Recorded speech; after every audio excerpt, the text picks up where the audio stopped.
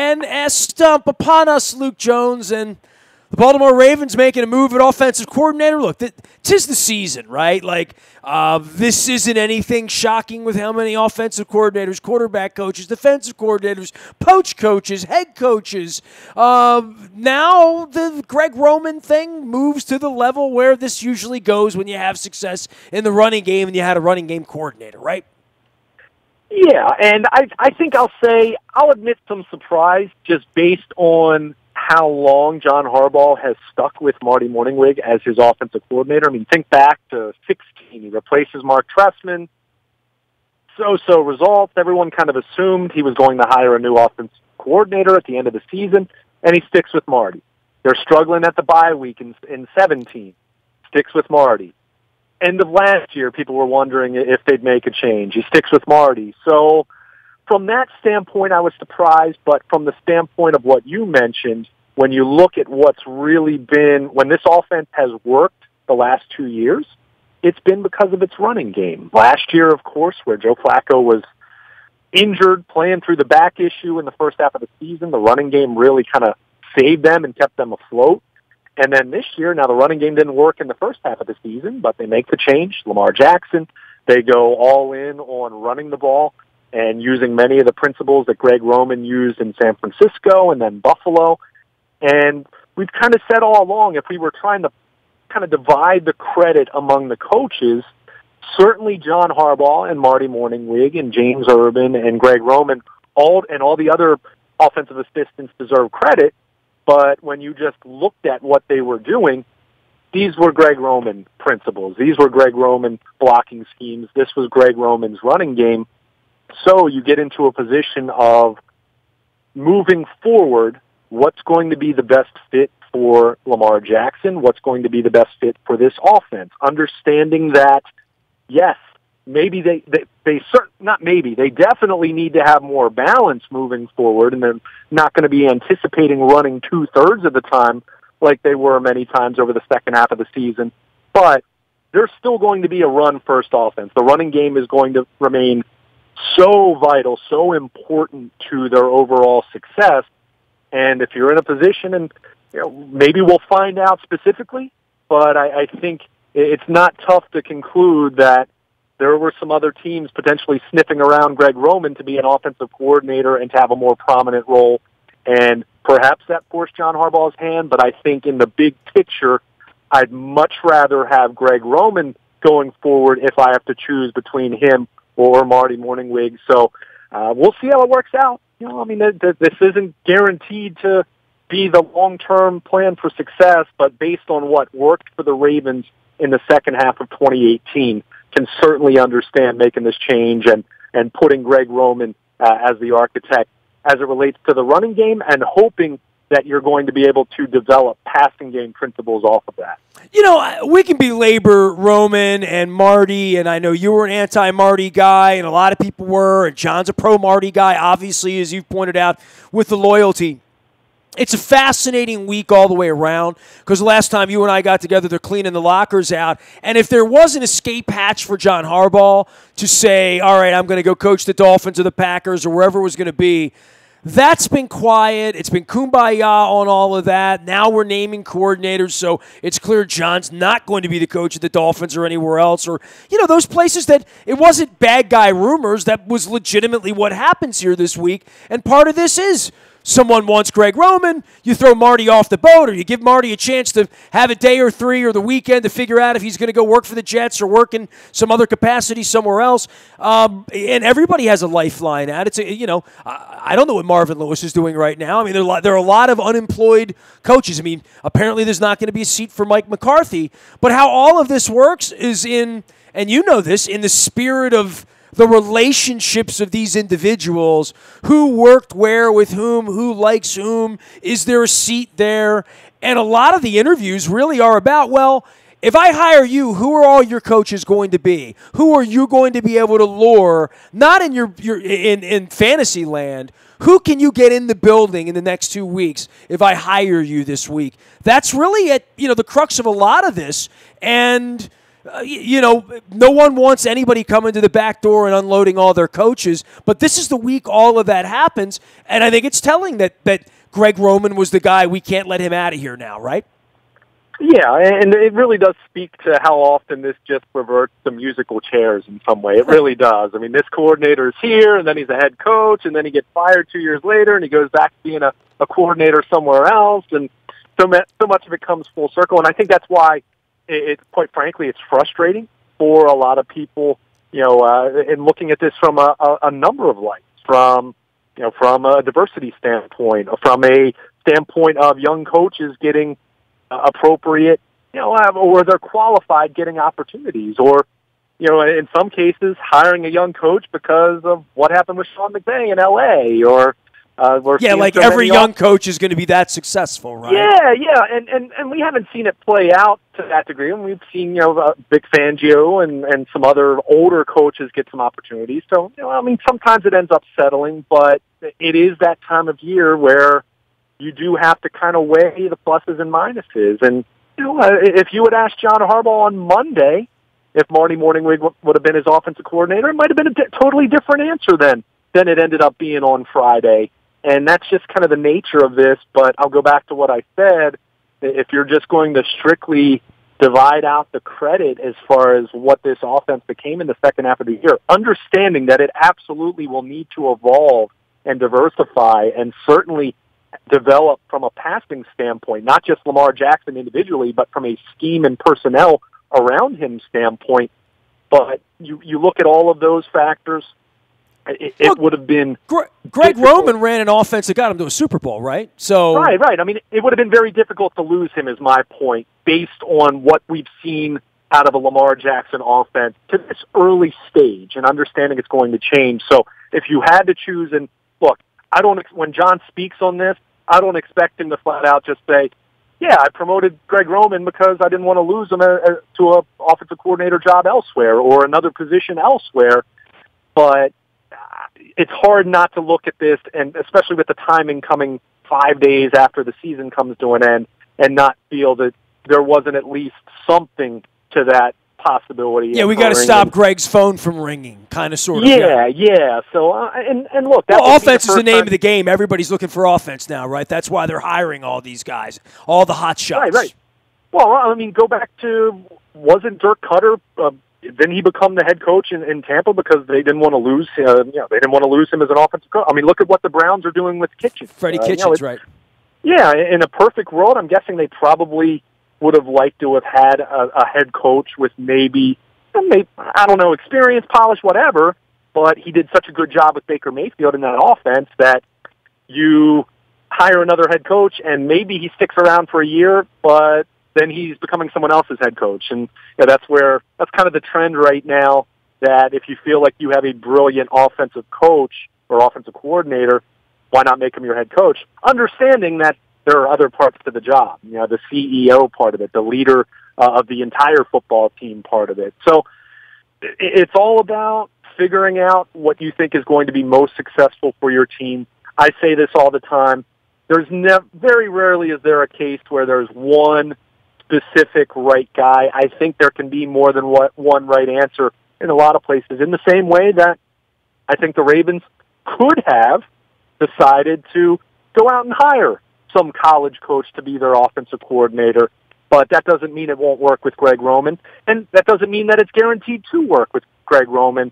But based on all the information that we have, what we saw the second half of the season, what has worked from a run game standpoint, and how that's going to be an integral part of Lamar Jackson's development and this overall success of this offense, I can certainly understand and sign off on the Ravens doing this. Now, I'll be interested to see how the rest of this offensive coaching staff evolves. Do they bring in a couple new people?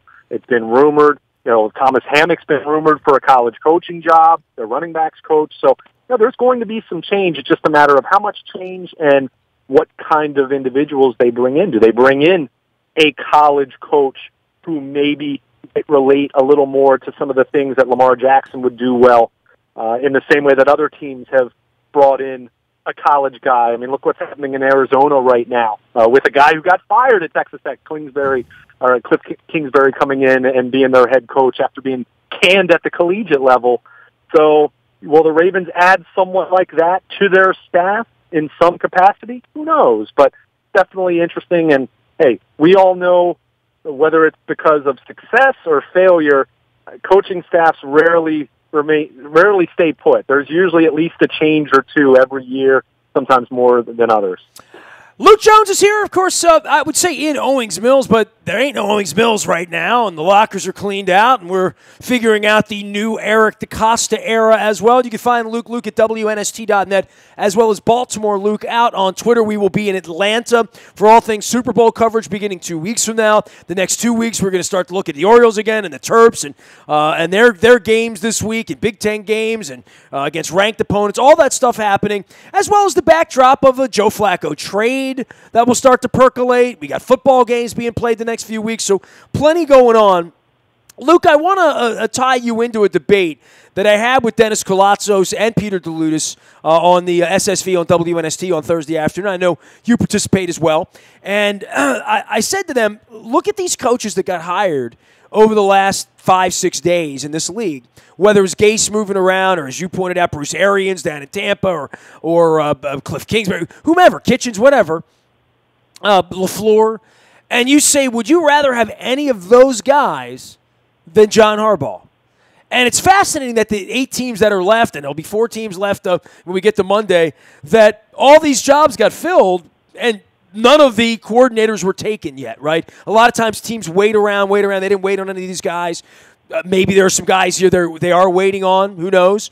But Harbaugh's still here.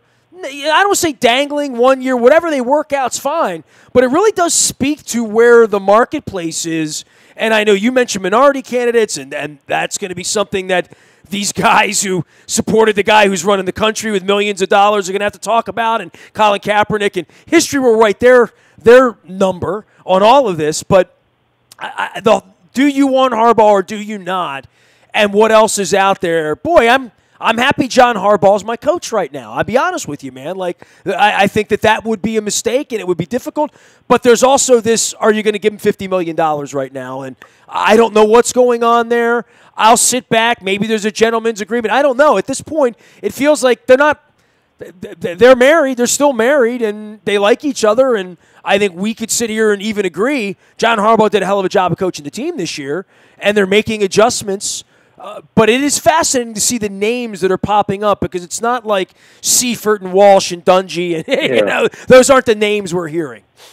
Yeah, and I mean it's definitely an interesting debate, and I'll even go back to a decade ago, and when they've decided to fire Brian Billick, if you had asked me that day, who would I rather have, Brian Billick or Jim Harbaugh's brother to be their head coach, I probably would have stuck with Brian Billick, and that's a compliment to Brian, and just speaks to the unknown. Whenever I mean, it's always easy to hire someone who's been somewhere else and had success, right? I mean, it doesn't take the Seahawks having too much conviction to sign Mike Holmgren when they did, to hire Mike Holmgren. Or, I mean, just go down the list of any head coach, Bill Parcells at his numerous stops after the Giants. It's kind of easy to do that because you say, well, look at this guy. But, I think most of the time when, there have been some coaches that have been really successful at other stops, and you have a lot of situations where they weren't as successful. By the way, nobody ever thought Bill Belichick was going to be that successful, and then he pulled the McDaniels on the Jets, right? So and look at, he's written a ticket to the Hall of Fame now, and Andy Reid might win 3 rings with Mahomes in the next 4 years. Who knows, right? I mean, or they might lose this weekend, but everybody's busy writing their story. Harbaugh has not written a poor story here, but the question is, can he do that with Lamar? Does he want to do that with Eric? Or does he want to go have that second act somewhere else? And if he wants that, and he still might want that, and that might be what this is really all about, there's nothing that's going to stop that train. If he's made up his mind that he's going to play this out and enough's enough here and then reassess, then if that's what John has in his heart, but that's not what John has said, right? That there is a willingness and a desire to re-up for multiple more years. We're just sort of waiting for that to happen, though, right?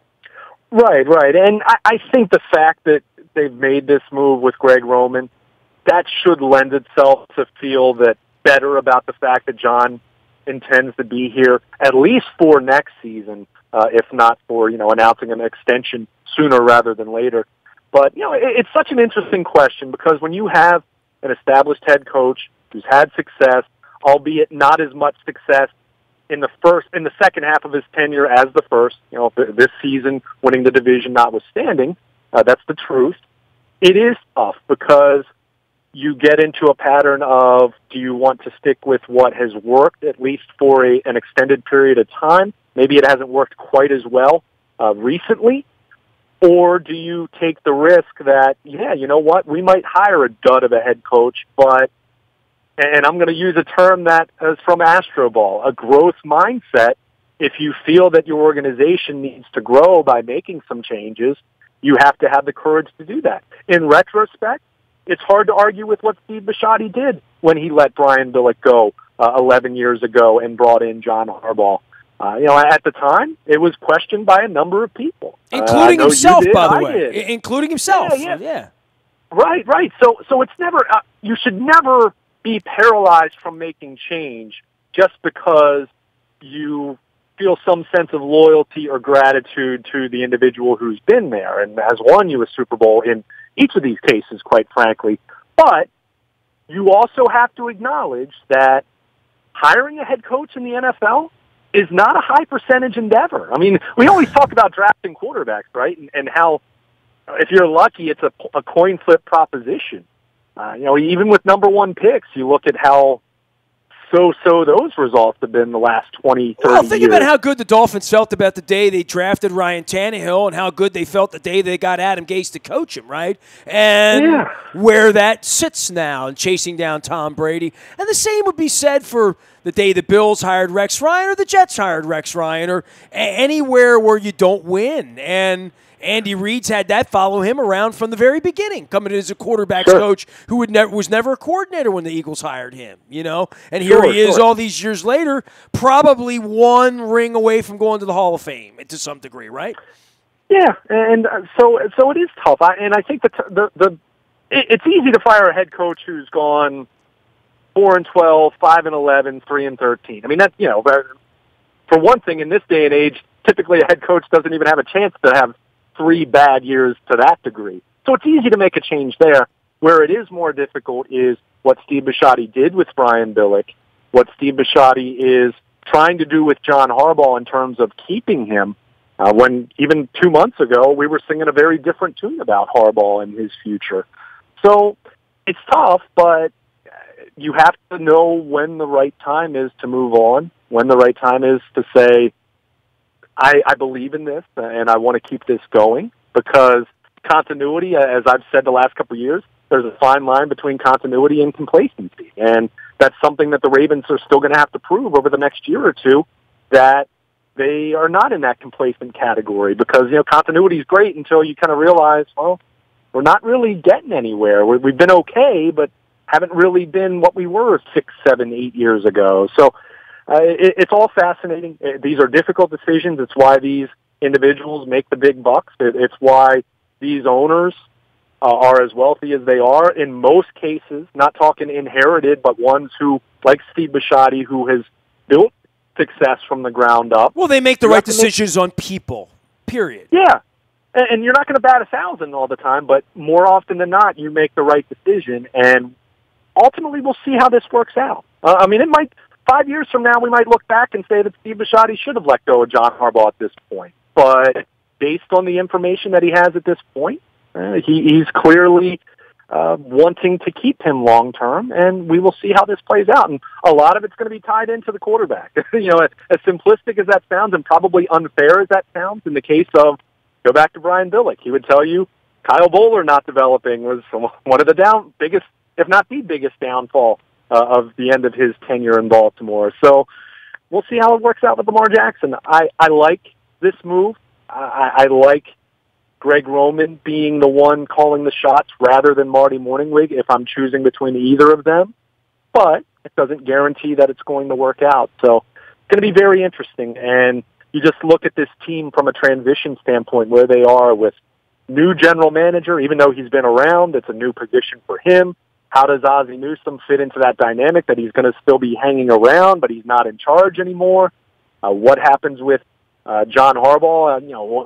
If an extension becomes official, how does John Harbaugh mesh with Eric DeCosta, especially if Ozzie Newsome's still in the building? I mean, there are some dynamics here that, because the Ravens have been as harmonious as they've been for a long time from a brass standpoint, from a decision-making standpoint. And you and I know this from going to the Super Bowl and going to the Combine every year, right? And just watching NFL Network, how the hamster wheel works in Cleveland or Arizona or San Francisco or the Jets or the Bills or, any of these places where they never win, literally. Yeah, but that said, there are some different dynamics to what this brass looks like now. I mean, I think there are a lot of situations where you would say, wait a second, the general manager stepping aside for the assistant general manager to take his position, but the former GM is sticking around. If we just strip away Ozzie Newsome, Eric DeCosta's names, and we strip away the Ravens name, and we just say NFL organization, longtime general manager stepping aside for his assistant, but the former GM is still going to be in the building holding a, quote, significant role.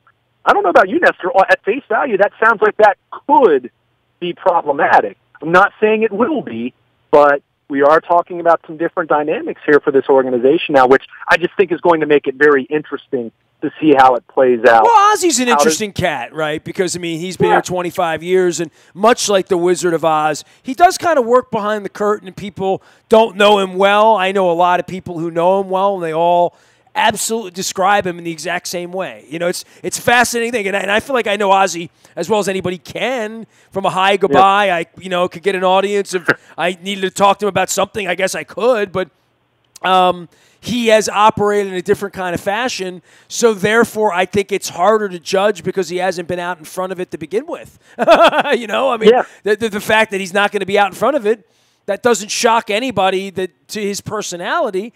And maybe his personality is, I can go back and be a defensive coordinator and be really good at, doing some of the work, but not being there after hours and knowing that there's a competent guy there. And, hey, Eric, man, you call the shot, dude. I could see Ozzie maybe being that guy. As weird as that sounds, to say, I want to work half the time, not all the time, and I just want to work on these projects and give you some input on that. Quite frankly, and I don't mean to be disrespectful, like a lot of old guys do in advisory capacities in a lot of ways, where Sandy Koufax comes back and, throws BP in LA, whatever, right? If that's where Ozzie wants to be and doesn't feel like he needs to go away for 3 years to be that guy, and knowing, I'm not just going to go hit a golf ball. I'm not going to go run Alabama. I'm not, I don't want that gig. This is the job I want to do. I just want to do less of it and be responsible for less of it and let you guys take care of the rest of it. Maybe that's where Ozzie is. And it would be nice if Ozzie sat down and just explained it that way, and we would say, okay, maybe I could buy that from you, Ozzie. You've never been the egomaniac part of this whole thing anyway. Maybe Eric just wants you to be the a-hole with contracts and negotiate deals. You know what I mean? I will identify, you go deal with the money guys because you're good at that. Because Ozzie loved beating up the agents. You know what I mean? So, if that's what it is, I really don't know. And it probably depends on whether Ozzie enjoys beating up agents or enjoys breaking down tape more, or enjoys the draft more, or enjoys pro scouting more, or I don't know. Remember, Ozzie came at this to be a coach, not a GM, right? Sure. Ozzie came at this as a low-level scout breaking down tape to maybe be the tight ends coach, to maybe be an offensive coordinator or head coach. I think that was more his track then than Art saying, Ozzie, you're good at, players, men, people, football players. Help me pick them, which is where I think he came in. I'd love to sit and talk to him for hours about it because it'd be fascinating. We're only guessing, but I'm guessing based on the jigsaw puzzle built around him from the people I've known around him really well for, half of my life, literally. Right. And, he got his start from the moment that he hung up his cleats in Cleveland, and, he was on Bill Belichick's staff. I mean, he was an assistant coach more so on that side, and eventually made the transition that kind of figured out, hey, scouting players and finding talent and picking players. That was more his niche. But as much as you talk about the Eric DeCosta, Ozzie Newsome dynamic changing now that Eric will be in charge, how does it work if John Harbaugh has a disagreement with Eric and Ozzie might agree more so with John? How does that work out? So there are definitely elements to this transition that could, I stress, I'm not saying it will, but could be awkward when you are talking about the former GM still being in the building, still being there in a significant capacity. And, you also have the same head coach who had been with the original GM all this time. Now, Eric was in the building all this time, so this isn't a brand new GM coming in and it would be fascinating to know whose idea Lamar Jackson was, because I don't think any of those guys were salivating to go with this kind of an offense until the pick started to slide and they felt value there. And I can't imagine that between Steve Bisciotti, Ozzie Newsome, John Harbaugh, Eric DeCosta, right down the line, Marty, all of them, how all in they all really were on Lamar Jackson in those moments when they're trading next year's picks away and whatnot to make it happen and basically set sail from a Super Bowl winning quarterback. And the way they wound up setting sail, benching him and never to be found again. It's a fascinating dynamic about who was an 8 on Lamar Jackson and who was an 11 on Lamar Jackson. And let's face it, Nestor, no one was an 11 on him, or they would have taken him 16th overall. I mean, if you truly were an 11 on him and you had so much conviction. Like you did on Flacco. You were so afraid of him getting away. That you traded back up after correct. You traded back. Right. So I'll never subscribe to the idea that anyone was an 11 on him, but clearly they felt strongly the way they did, and they traded back into the first round, and they'll have the 5th-year option as a result, and we'll see. You hope that Lamar Jackson develops enough that you're really happy to have that 5th-year option, and you're not just saying, well, it's time for us to go draft Trevor Lawrence in a couple years, I mean, because it could go that way. There's a lot of pain between here and Trevor Lawrence for whomever gets him. Oh, no doubt. And I want to be very clear. I'm not predicting that. I'm just saying that's one way it can go.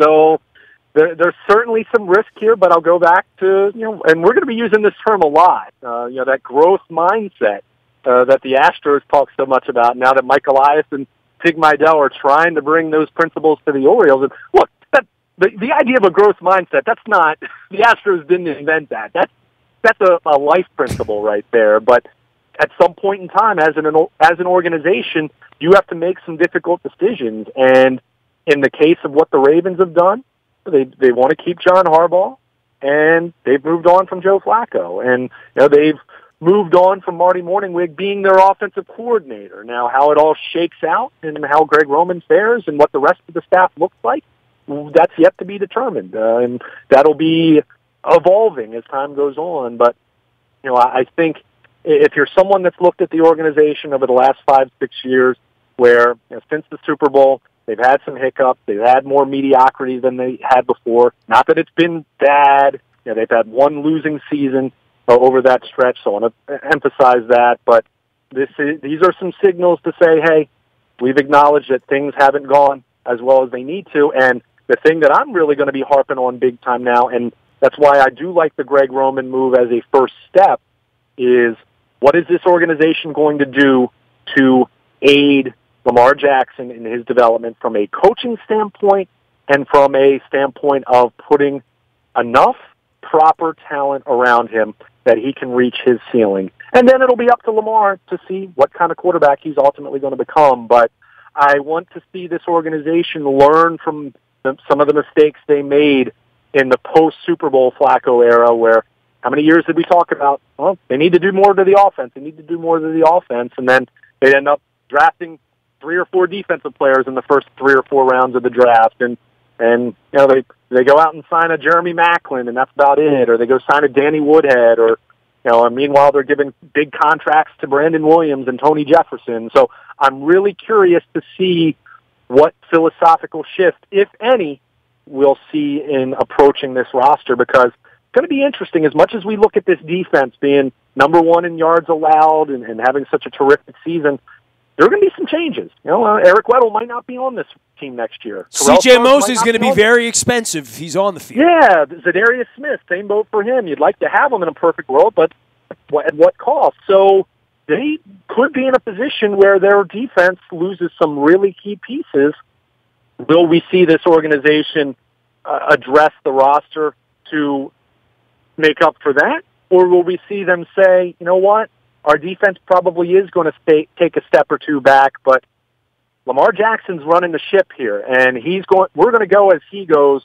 We need to do everything we possibly can to build a good offense around him. And if that means our defense is 12th instead of 1st, well, we have enough faith in Lamar that if we put everything around him that he needs and we coach him up and he continues to develop and he has this great work ethic and he's a good kid and a good leader, then you know what? We're going to be a better football team in the end result. And I'd like to see that. I don't want to see this team's cap space go to defense, and then, well, they kind of approach the offense in the same way that they have. Yeah, it's Lamar and 5 guys named Gus, like literally, right? Yeah. I mean, they need to beef up the interior offensive line, wide receiver. I think regardless of position, whether you're talking wide receiver or even a running back, they need if not 2 different guys that can be some yak kind of guys. They need some guys that can not just catch a pass, but make a play after catching the pass. And they haven't had that in a really long time.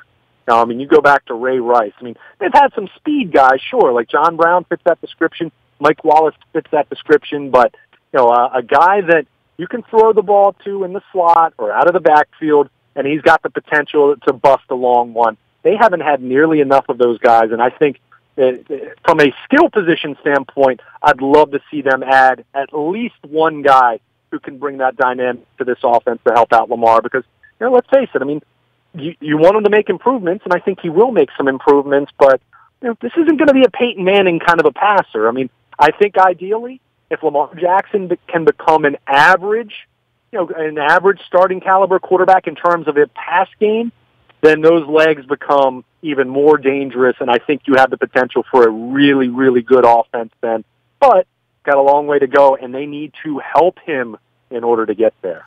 He is Luke Jones. He is Baltimore Luke out on Twitter, and Luke at WNST.net. A continuing, ongoing conversation now that Greg Roman will become the offensive coordinator of the Ravens. Eric DeCosta taking over. Things happening, and I said this is going to be kind of a wild 10 weeks here because a lot of movement between now, free agency, combine, draft, all that stuff. We got football this week. We're going to be in Atlanta for Super Bowl 53. Luke and I will be there all week. All of it brought to you by our friends at Strategic Factory, as well as our friends at Royal Farms. Real fresh, real fast. Be telling you more about all that's going on here. Lots of great sponsors around here. Lots of support.